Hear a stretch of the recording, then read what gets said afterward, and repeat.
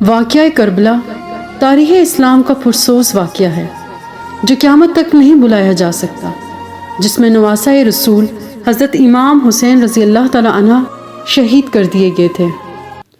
یزید خلیفہ کے مسند پر بدگمان ہو چکا تھا اور اس کے لیے سب سے بڑا خطرہ اللہ اور اس کے رسول صلی اللہ علیہ وسلم اور دین اسلام پر ڈٹ جانے والے حضرت امام حسین رضی اللہ تعالیٰ عنہ تھے، جنہوں نے اپنے نانا کے حق پر مر مٹنے اور اسے بچانے کی قسم کھا رکھی تھی۔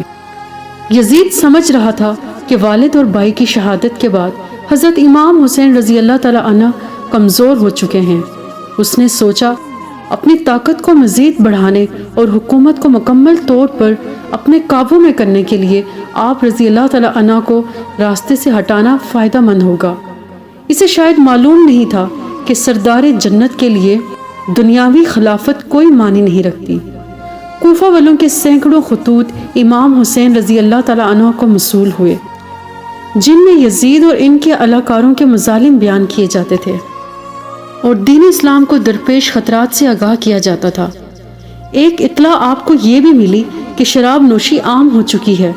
اپنے والد امیر المؤمنین حضرت علی رضی اللہ تعالیٰ عنہ کی جائے شہادت پر جانے اور اپنے لوگوں کی رہنمائی کے لیے آپ نے مدینہ سے کوفہ جانے کا فیصلہ کیا۔ چنانچہ 28 رجب سن 60 ہجری کو اپنے 72 ساتھیوں کے ساتھ مدینہ سے کوفہ کی طرف روانہ ہوئے۔ براستہ مکہ حضرت امام حسین رضی اللہ تعالیٰ عنہ اپنے 18 اہل بیت اور 50 اصحاب کے ساتھ کربلا پہنچے، اور ذی الحج کو آپ کو کوفہ والوں کی بدشکنی کا اندازہ اس وقت ہو چکا تھا جب آپ نے اپنے چچا زاد بھائی مسلم بن عقیل کی شہادت کی خبر سنی، لیکن آپ نے اپنا سفر جاری رکھا۔ شاید آپ اپنے نانا حضرت محمد صلی اللہ علیہ وسلم کی اس پیشن گوئی کا انتظار کر رہے تھے جس کا ذکر حضرت محمد صلی اللہ علیہ وسلم نے اپنی زوجہ امیر المؤمنین حضرت ام سلمہ سے کیا تھا۔ بخاری شریف کی روایت کے مطابق آپ نے ام سلمہ کو مٹی دی اور کہا تھا یہ کربلا کی مٹی ہے، جب یہ سرخ ہو جائے تو سمجھ لینا میرے جگر کا گوشہ اور میرے گھر کا پھول حسین ابن علی شہید کر دیا گیا ہے۔ حضرت امام حسین اپنے اہل بیت کے ہمراہ 2 محرم الحرام سن 61 ہجری کو کربلا پہنچے۔ بعض روایات میں آتا ہے کہ جب آپ کی سواری کربلا کے ریگستان میں پہنچی تو آپ کے گھوڑوں پر ایک عجیب سی کیفیت طاری تھی، جیسے وہ یہاں سے آپ کو لے کر دور بھاگنا چاہتا ہو۔ آپ نے پوچھا یہ کون سا مقام ہے تو معلوم ہوا یہ سرزمین کربلا ہے۔ آپ نے ارشاد فرمایا قافلوں کو یہاں روک دیا جائے، ہم یہیں پر قیام کریں گے۔ اصحاب نے آپ کے حکم کی تعمیل کی اور کربلا کے بنجر ریگستان میں خیمے لگا دیے گئے۔ آپ نے آسمان کی طرف دیکھ کر اللہ سے دعا کی، اے اللہ میرے نانا کے دین کی حفاظت فرما اور اسے زندہ اور آباد رکھ۔ آپ کو اطلاع مل چکی تھی کہ آپ کے چاچا زاد بھائی حضرت مسلم بن عقیل، جن کو آپ نے اپنا سفیر بنا کر کوفہ بھیجا تھا کہ وہاں کے حالات معلوم کر کے آپ کو خبر دے، ان کو انتہائی بے دردی کے ساتھ قتل کر دیا گیا ہے۔ کوفہ کے لوگ جو آپ کو بار بار خطوط بھیج رہے تھے، وہ کوفہ کے گورنر ابن زیاد کے خوف سے حضرت مسلم بن عقیل کو تنہا چھوڑ چکے تھے اور وہ کوفہ کی گلیوں سے بالکل ناواقف تھے۔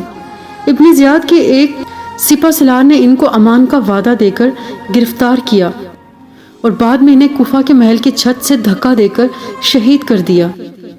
اپنے چاچا زاد بھائی کی شہادت کا صدمہ اور کوفہ والوں کی بے وفائی کا افسوس آپ کو آگے بڑھنے پر مجبور کر رہا تھا، اور مقصد اتنا بڑا تھا کہ آپ پیچھے ہٹ نہیں سکتے تھے۔ حضرت امام حسین رضی اللہ تعالیٰ عنہ کو کوفہ سے سینکڑوں خطوط موصول ہوئے۔ ان کے جواب میں آپ نے مسلم بن عقیل کے ہاتھ جو خط بھیجا، اس کے الفاظ کچھ یوں تھے۔ آپ نے فرمایا میں اپنے خاندان کے سب سے با اعتماد چچا زاد بھائی کو آپ کی طرف بھیج رہا ہوں تاکہ وہ مجھے آپ لوگوں کے حالات سے آگاہ کرے۔ اگر اس نے مجھے خبر دی کہ آپ لوگ وہی ہو جنہوں نے مجھے خطوط لکھے تو میں آپ کے ہاں آؤں گا۔ امام صرف وہ ہے جو کتاب خدا پر عمل پیرا ہو، عدل قائم کرے، دین حق پر یقین رکھتا ہو اور اپنے آپ کو خدا کے لیے وقف کر دے۔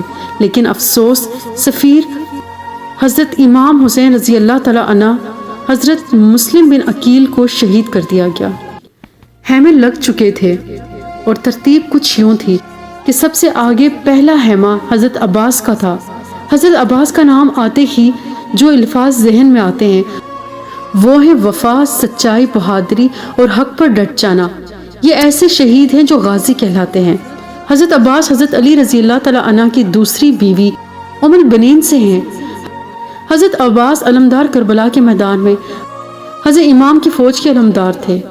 یزیدی فوج 3 محرم الحرام کو امام کی فوج کے راستے میں پڑاؤ ڈال چکی تھی۔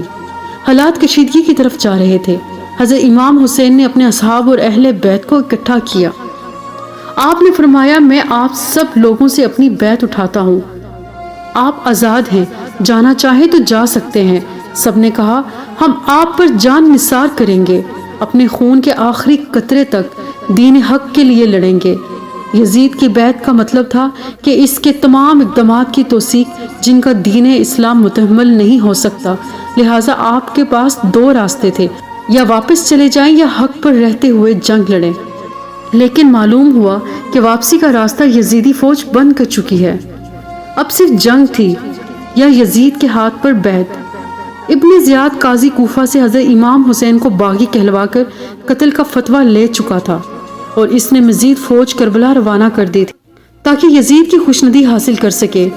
روایات کے مطابق حضرت امام حسین کے 72 افراد کے مقابلے میں ابن زیاد نے 4 محرم سن 61 ہجری کو بہت بڑی فوج کا لشکر لے کر کوفہ سے روانہ ہو گیا۔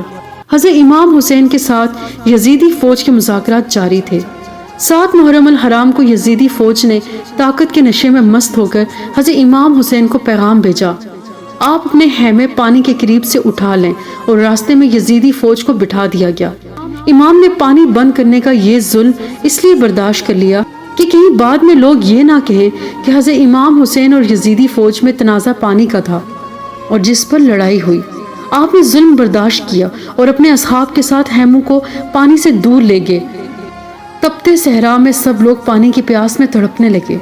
لوگوں نے پانی کا تقاضا کیا، لیکن یزیدی فوج نے امام پر پانی بند کر دیا تھا۔ بچوں سے زیادہ دین اسلام کی فکر تھی کہ یہ کن ظالموں کے ہاتھ اقتدار گیا ہے۔ یہ لوگ زمانہ جاہلیت سے زیادہ خطرناک اور گمراہ تھے۔ امام کسی صورت بھی یزید کے ہاتھ پر بیعت کرنے کو تیار نہ تھے۔ امام نے فرمایا ہمارا راستہ چھوڑ دو، ہم کوفہ یا کہیں اور چلے جاتے ہیں۔ لیکن یزید فوج کسی بدقسمت جانور کی طرح طاقت کے نشے میں چور تھی۔ اس کے سربراہ نے کہا 2 ہی راستے ہیں، اب یا تو بیعت کر لیں یا جنگ کے لیے تیار ہو جائیں۔ 9 محرم الحرام کو شمر یزید کے ساتھ کربلا کے میدان میں داخل ہوا۔ بعض روایات کے مطابق 9 محرم الحرام کو یزید کی فوج میں مزید جنگجو شامل کر دیے گئے تھے جو امام حسین کی فوج کے 72 جانساروں سے جنگ کرنے کربلا آئے تھے۔ شمر نے آتے ہی اپنی عیاری اور مکاری کا استعمال کرنا چاہا اور اس نے حضرت عباس اور ان کے بھائیوں کے نام امان نامہ بھجوایا کہ آپ لوگ اصطلاحی سے الگ ہو جائیں، آپ کو امان ہے۔ شمر نے کہا آپ کی والدہ میرے قبیلے سے ہیں اور اس رشتے سے میں آپ کا ماموں لگتا ہوں، لہٰذا آپ کو آپ کے بھائیوں سمیت امان دیتا ہوں، آپ جانا چاہیں چلے جائیں۔ حضرت عباس جن کا نام ہی وفا کا پیکر ہے، وہ کہاں ایسی باتوں میں آ کر اپنے بھائیوں کو چھوڑنے والے تھے۔ آپ کی ماں کا ذکر آیا تو حضرت عباس نے شمر کو کہا او ملون، اپنی ناپاک زبان سے میری ماں کا نام مت لے، انہی کی تربیت اور حکم سے آج میں یہاں موجود ہوں۔ 9 محرم الحرام کی رات حضرت امام حسین کو یقین ہو گیا کہ یزیدی فوج آپ کا خون بہانے کے در پہ ہے۔ آپ نے اپنے تمام اصحاب اور اہل بیت کو اکٹھا کیا اور فرمایا آپ میں سے جو جانا چاہے جا سکتا ہے، دشمن اپنے لیے جہنم خریدنا چاہتا ہے۔ میری خواہش ہے کہ میرے نانا کے امتی جہنم سے بچ جائیں، لیکن وہ ہمارے خون کے پیاسے ہیں۔ روایات میں آتا ہے کہ حضرت امام حسین نے روشنی مدھم کروا دی کہ اگر کوئی جانا چاہے تو چلا جائے۔ کچھ دیر کے بعد آپ نے اپنے با وفا بھائیوں اور ساتھیوں کو کہا عباس روشنی بڑھا دو، یعنی حضرت امام حسین کو یقین تھا کہ یہ میرا بھائی مجھے تنہا نہیں چھوڑے گا۔ 10 محرم الحرام کا سورج طلوع ہوا۔ تمام اصحاب اور اہل بیت نے رات جاگ کر گزاری تھی۔ سب لوگ پیاس سے نڈھال تھے۔ 7 محرم کی شام کو حضرت امام حسین کے حکم سے حضرت عباس اپنے چند افراد کے ساتھ یزیدی فوج کو دھکیلتے ہوئے فرات سے پانی کا مشکیزہ بھر کر لائے تھے، لیکن 10 محرم کو فوج کئی گنا بڑھ چکی تھی۔ شمر راستے میں حائل تھا۔ پیاس سے بچوں کی ڈوبتی چیخو سسکیاں ماحول کو پورا شو بنا رہی تھی۔ حضرت امام حسین کی 4 سالہ بیٹی حضرت بی بی سکینہ پیاس سے نڈال تھی۔ انہوں نے اپنے چاچا حضرت عباس سے پانی کا تقاضا کیا۔ حضرت عباس، بی بی سکینہ اور حضرت علی اصغر کے لیے پانی لینے نکلے۔ آپ کے ایک ہاتھ میں علم تھا اور دوسرے ہاتھ میں تلوار تھی۔ آپ نے مشکیزہ اپنی پشت پر لٹکایا اور حضرت امام حسین کی اجازت سے پانی لینے روانہ ہو گئے۔ یزیدی دشمن گھاٹ لگائے بیٹھے تھے۔ علی ذات کی ہیبت اتنی تھی کہ کوئی سامنے آنے کی جرت نہیں کرتا تھا۔ یزیدی فوج کو پیچھے دھکیلتے اور رونتے ہوئے حضرت عباس پانی تک پہنچ کے آپ نے مشکیزہ پانی سے بھرا اور گھوڑے پر اپنے سامنے رکھ لیا۔ حضرت عباس تیزی سے خیموں کی طرف گھوڑا دوڑا رہے تھے کہ کسی تیر انداز نے ایک تیر مشکیزے پر مارا۔ پانی ضائع ہونے لگا۔ آپ نے اپنا مولہ قلم نیچے نہیں کیا۔ اپنی جان کی پرواہ کیے بغیر آپ نے اپنے تلوار والا ہاتھ مشکیزے پر رکھا اور پانی کو ضائع ہونے سے بچانے کے لیے استعمال کیا اور پرچم بلند رکھا۔ تلوار ہاتھ میں نہ ہونے کا فائدہ اٹھاتے ہوئے ایک یزیدی سپاہی نے جو درخت کی اوڑ میں چھپا ہوا تھا تلوار سے ایک زوردار وار کیا اور جس ہاتھ میں علم تھا وہ بازو شہید کر دیا گیا۔ حضرت عباس نے درد کی شدت کے باوجود علم دوسرے ہاتھ میں تھام لیا۔ چند تیر اور مشکیزے پر لگے۔ پانی تیزی کے ساتھ ضائع ہونے لگا۔ اسی اثنا میں آپ کا دوسرا بازو بھی شہید کر دیا گیا۔ علی زادے کو بے دردی سے زخمی کر دیا گیا تھا اور آپ کے دونوں بازو شہید ہو چکے تھے، لیکن آپ ابھی زندہ تھے۔ شاید اسی نسبت سے آپ کو غازی کا لقب دیا جاتا ہے۔ ایک بدبخت نے پیچھے سے آپ کے سر مبارک پر برچھی کی ضرب لگائی اور آپ شہید ہو گئے۔ ایک ایک کر کے تمام جانثار آپ پر جانیں قربان کر رہے تھے۔ حضرت امام حسین ان ظالموں کو آخر تک یہی ترغیب دیتے رہے کہ اے ظالموں، کیوں اپنے لیے جہنم خریدتے ہو؟ مگر آپ کی ایک نہ مانی گئی اور ایک ایک کر کے آپ کے سبھی ساتھیوں کو شہید کیا جا رہا تھا۔ بلاخر آپ لڑنے کے لیے کربلا کے میدان میں اترے اور یزیدی فوج کی صفیں الٹ دی۔ نواسہ رسول صلی اللہ علیہ وسلم قہر بن کر فوج پر ٹوٹے۔ 10 محرم الحرام عصر کی نماز کا وقت ہوا۔ آپ گھوڑوں پر سے اترے، ریت سے تیمم کیا اور نماز کے لیے کھڑے ہو گئے۔ یزیدی فوج کے بزدل سے سپاہی جو قریب ہی منڈلا رہے تھے اور حملہ کرنے کی جرت نہیں کرتے تھے۔ حضرت امام حسین رضی اللہ تعالی عنہ کی نماز میں مصروفیت ہونے کی وجہ سے آپ پر حملہ کرنے کی جرت جتا پائے اور چاروں طرف سے آپ پر تیروں کی برسات کر دی۔ نماز میں مصروف ہونے کی وجہ سے حضرت امام حسین کو تیروں کی تکلیف کا اندازہ نہیں تھا۔ یزیدی بدبختوں کو شاید معلوم نہیں تھا کہ یہ علی زادہ ہے، اور حضرت علی رضی اللہ تعالی عنہ بھی نماز میں مشغول ہوتے تو اس قدر خدا کی یاد میں ڈوب جاتے کہ تکلیف کا اندازہ نہیں ہوتا تھا۔ جب حضرت امام حسین رضی اللہ تعالی عنہ سجدے میں گئے تو شمر نے اپنی تلوار کی ضرب سے آپ کا سر مبارک جسم سے الگ کر دیا اور اس کو نیزے پہ بلند کیا۔ حضرت زینب رضی اللہ تعالی عنہ یہ سارا منظر دیکھ رہی تھی۔ خیموں سے بیبیوں کے رونے کی آوازیں آئی تو یزیدی فوجوں نے خیموں کو آگ لگا دی۔ خواتین کے سروں سے دوپٹے چھین لیے گئے۔ ان کو زنجیروں میں جکڑ کر یزید کے دربار میں پیش کر دیا گیا۔ بی بی زینب نے یزید کے دربار میں ایک جوش بھرا خطبہ ارشاد فرمایا جن کے الفاظ کچھ یوں ہیں۔ آپ رضی اللہ تعالی عنہ نے فرمایا، اے یزید، اگر تو آج ہماری مظلومیت پر خوش ہو رہا ہے اور اسے اپنے دل کی تسکین کا باعث سمجھتا ہے تو یاد رکھ روز قیامت اپنی بدکاری کی سزا پائے گا۔ خدا عادل ہے اور وہ اپنے بندوں پر ظلم نہیں ہونے دیتا۔ ہم اپنی مظلومیت خدا کے سامنے پیش کرتے ہیں اور ہر حال میں اس کی عنایات اور عدل و انصاف پر ہمارا بھروسہ ہے۔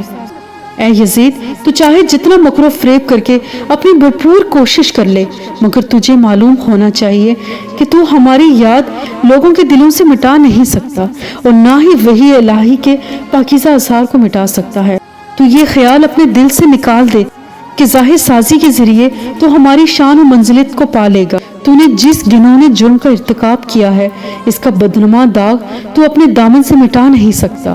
تیرا یہ نظریہ نہایت گھٹیا اور کمزور ہے۔ تیرے حیات اقتدار میں چند روز ہی باقی ہیں۔ تیرے سب ساتھی عنقریب تیرا ساتھ چھوڑ دیں گے۔ تیرے پاس اس دن حسرت اور پریشانی کے سوا کچھ نہیں ہوگا۔ یہ بی بی رضی اللہ تعالی عنہ کا ولولہ انگیز خطبہ تھا جو انہوں نے اپنے بھائی کی شہادت کے بعد یزید کے دربار میں کیا۔ ویڈیو پسند آئے تو چینل کو لائک، شیئر اور سبسکرائب کر دیں۔ اللہ حافظ۔